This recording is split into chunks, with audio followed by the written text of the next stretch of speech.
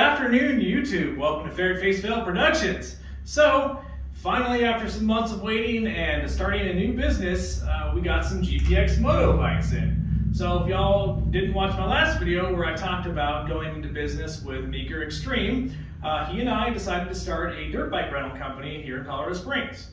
Now, a little while back, we had started by buying a GPX Moto. I think it was a TSE 250, their two-stroke 250, and we really liked the bike. We enjoyed pretty much everything about the company, the bike itself, and we decided to continue talking to and working with Gary at GPX. So we floated the idea of, hey, we're starting this rental company and a lot of places can't get bikes in, and hey, would you be willing to work with us on buying a number of bikes to start this business? And Gary was really awesome to us. He gave us a fantastic deal and we really couldn't say no. And these are great quality bikes and they come at such an awesome price point that we are very confident in their reliability, as well as being able to get these bikes out and show the world that these are good bikes. Now, GPX Moto, if you guys don't know who that is, they are a company based out of Utah. So they import these Chinese dirt bikes. So these dirt bikes are manufactured in China. But they're not your normal kind of Hawk dual sport Chinese bike. They really aren't. These take it up to a whole new level where Gary at GPX, he monitors the quality control, and when customers have problems, he gets their factory in China to fix these issues, change the different parts, so on and so forth. And a lot of these designs are based around older KTM and Husqvarna designs.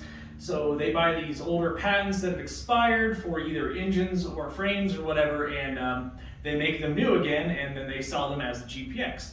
Now, and I think that is a fantastic way of bringing some high quality bikes to a segment where we've got a huge gap in quality.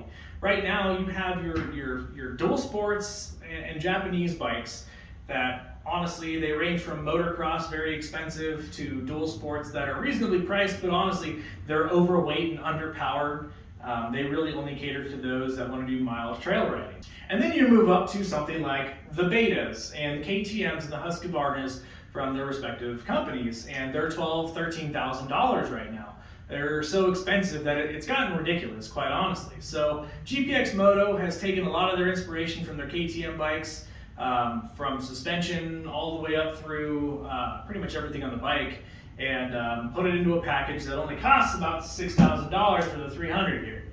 So that really offers fantastic value, and they're a company that stands behind their product as well. You can reach out to GPX and you can talk to them. You can order parts. They have parts in country you don't have to wait a long time for. So I'm very impressed with their entire setup and their business. We had a lot of luck with their TSE 250. And if you want to check out those videos, Meeker Extreme's got tons of videos on all of those.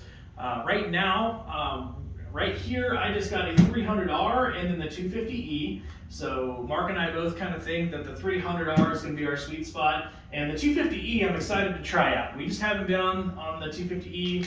It's very inexpensive. In fact, the 250E retail, I think shipped to your house is right around $4,000. And it's a very inexpensive bike. And I think at its price point, it'll be perfect for many people. I believe that I might get another one if I really like these bikes and if they're popular for being rented out. The 250 is, I think, a sweet spot. It's got a great suspension. It's got a 250 that's inspired by the old XR 250R engine. So air-cooled, not a lot to break on them. So I'm really excited about the 250, probably more than the 300. So why did we go with GPX Moto? So really, a lot of it was the stars, moon, and sun all lining up kind of thing. Where right now we had kind of had some visions of working with a Beta was a big one, since we know Tim at Beta USA quite well. We've worked with them in the past, and we thought we could work a pretty good deal for doing rentals with Betas here locally. And that really kind of fell through because of the current climate, the world, and everything else. Beta is essentially backed up for manufacturing in about 2 years right now.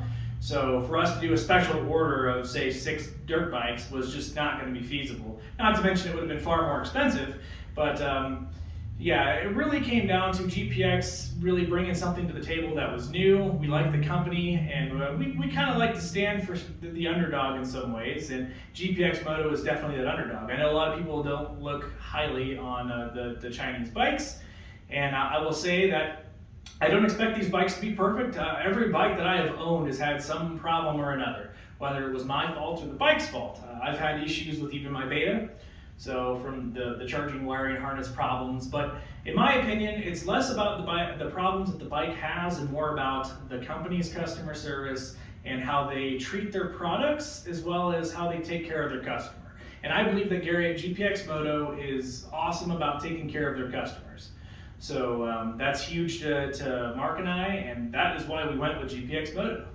If you guys are interested ever in renting these dirt bikes, or you're out in Colorado, whatever else, go ahead and check out the website that we have in the link below. It's very basic right now, and we're still building kind of our entire repertoire. All of our bikes that we're going to be renting will be street legal. Because of our laws locally here in Colorado, I think it's the best option for Maker Extreme and I to plate all these bikes, have them registered, and so that people, when they go out riding and stuff, don't have to worry about the force strokes that require plated vehicles. The other reason for plating our bikes is that we're going to be, initially at least, we're going to be working through a website called RiderShare. So being a rental business, insurance is extremely expensive, and RiderShare, they offer a platform to where we can rent our bikes out to people. You have to have a motorcycle license, so on and so forth, but their insurance is phenomenal. They'll take care of us should we have any problems, and we can get our business off the ground without sinking all of our costs into dealing with paying for our own insurance. Go ahead and check out our website, save it in your favorites, or maybe share it around if you've got some people that might be interested in coming out here and renting some bikes. And if you're here because you are really interested in the GPX Moto bikes and you want to either try them out, see them in person, whatever else, then you've really come to the right place, especially if you live in Colorado. So as we get these ready to go, we're going to have the 450, let's see here, we're going to have the 450, two 300s, and the 250E ready to go right away. So in the next coming few months, those bikes will be all up for rental. And then I know Maker Extreme's got the new 300 two-stroke that's coming out from GPX, so that will be coming as well. So not only will we be doing reviews on all these bikes, but they'll all be available for rental. And I think it'll be a great way for somebody to pick up a bike for a few days and decide if they want to buy one. I think this is a company to where nobody has tried them out. Everybody's afraid to lose their money on a Chinese dirt bike, and I completely understand. I mean, obviously, we just bought 4 of these, and we're really hoping it pans out right. But no, after having the two-stroke 250 and Mark's abuse on his bikes is quite high. So I've got a lot of faith in these. So, and I mean that because I'm a very easy rider. Most things I probably wouldn't break, Mark will. From throwing it off of ledges to doing really rocky, crazy single track hard enduro stuff. He definitely proves whether a bike is worth it or not. Well guys, I'm going to be doing some unpacking videos, so those of you that are interested in buying one of these directly from GPX Moto, I'm going to have a quick how-to setup guide. I know some of the other people on YouTube that have set these up, I think Lacar's ADV Lacar's, one of those two. He's got some great unpacking and GPX Moto videos. If you haven't seen them, I'm sure they popped up in your search results. But I'm going to try to do one that's a little bit more streamlined and shorter, quick to the point. So beyond that, we're going to get these set up and we're going to start doing reviews. I've got to break these in myself. So of course, that means putting 10, 15 hours on each of these bikes before I start renting them, and I'm not upset about it. And we'll see them throughout our series of how they hold up, what breaks on them, what happens. The 250E, I actually have the timing advance key coming, so it's a 4-degree timing key change. It's supposed to let the bike rev a little bit quicker, so I'm going to be doing a review on, the difference between the keys. So I'm going to try to do, we might try to do like a 0 to 60 run with it, and then we might try to do an RPM rev up kind of thing or something to see if the key really makes any real performance difference. Everybody out there says that it does make a difference, so I'm excited to play around with those things. Well, let me know what you guys think. I'm very excited. We're getting off the ground and starting to do some fun stuff, as well as getting out and riding more.